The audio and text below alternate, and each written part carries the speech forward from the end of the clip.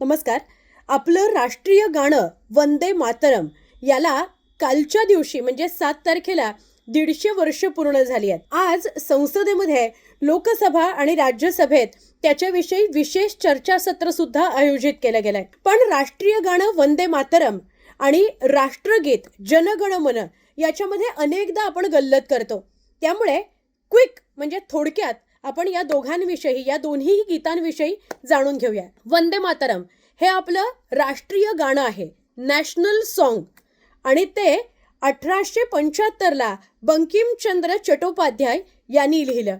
सगळ्यात आधी त्यांची कादंबरी आनंदमठ या कादंबरीमध्ये ते लिहिलं गेलं आणि त्यानंतर बंगदर्शन या नियतकालिकामधून ते प्रसिद्ध झालं. 24 जानेवारी 1950 मध्ये त्याला राष्ट्रीय गाणं किंवा राष्ट्रगान म्हणून ते स्वीकारलं गेलं.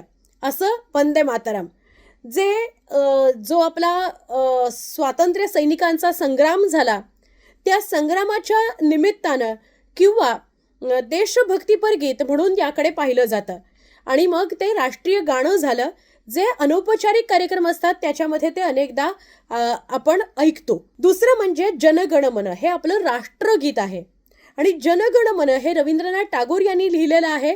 पण ते सुद्धा राष्ट्रगीत कधी झालं तर 24 जानेवारी 1950 मध्ये संविधान सभा आयोजित करण्यात आली होती आणि त्या सभेमध्ये राष्ट्रीय गाणं म्हणजे नॅशनल सॉन्ग कुठलं तर वंदे मातरम आणि राष्ट्रगीत म्हणजे नॅशनल अँथम हे जनगण मन असेल असं संमत झालं आणि स्वीकारलं सुद्धा गेलं. त्यामुळे अनेकदा आपल्याला पटकन राष्ट्रगीत कोणतं असं विचारलं तर चुकू नका, कॉन्फिडेंटली सांगा जनगण मन. आणि जर राष्ट्रीय गाणं विचारलं, राष्ट्रगान विचारलं तर अजिबात घाबरू नका. वंदे मातरम हे आपलं राष्ट्रगान आहे म्हणजेच राष्ट्रीय गाणं आहे. मला असं वाटतं की या छोट्याशा व्हिडिओमधून तुमच्यापर्यंत ही माहिती पोहोचली असेल. तर लहान मुलं चुकतात असं नाही, अनेकदा मोठी माणसं सुद्धा चुकतात. पटकन माहिती असतं पण पटकन सांगितलं जातं आणि चुकीचं सांगितलं जातं. असं होऊ नये म्हणून ही छोटीशी माहिती.